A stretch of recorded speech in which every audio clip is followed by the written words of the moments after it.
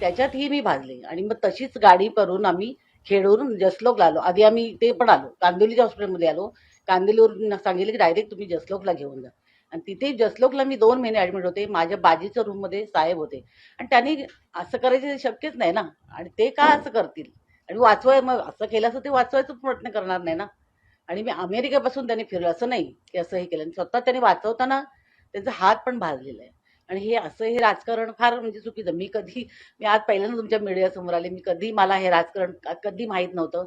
कधीच आम्ही त्यांच्या घरात चर्चा करतो. पण आज मुलगा झाला किंवा हे झाले हे असं करणं फार चुकीचं वाटतंय मला. म्हणून मग मी आज सांगितलं मी बोलते. मला यायचं होतं मीडियासमोर मी आले. आता त्या प्रतिक्रिया येतील की आता बायकोला आणली नाही त्यांनी हे केलं. पण हे चुकीचं आहे. मला सांगावंच वाटलं म्हणून मी सांगते. तुमचा प्रश्न आहे काय तुम्ही द्यायचं ते उत्तर.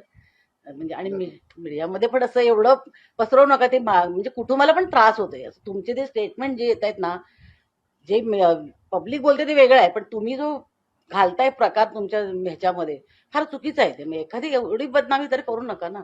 तुम्ही त्याच्यामध्ये बघा काय बोलतायत ते आणि खरं ती आहे का परिस्थिती हे पण विचार करा.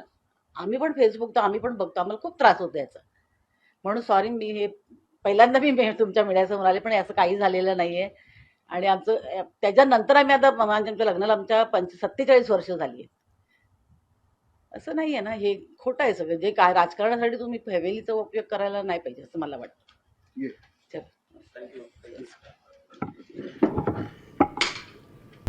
आता isakal.com आहे देशातील नंबर 1 ची मराठी न्यूज वेबसाईट.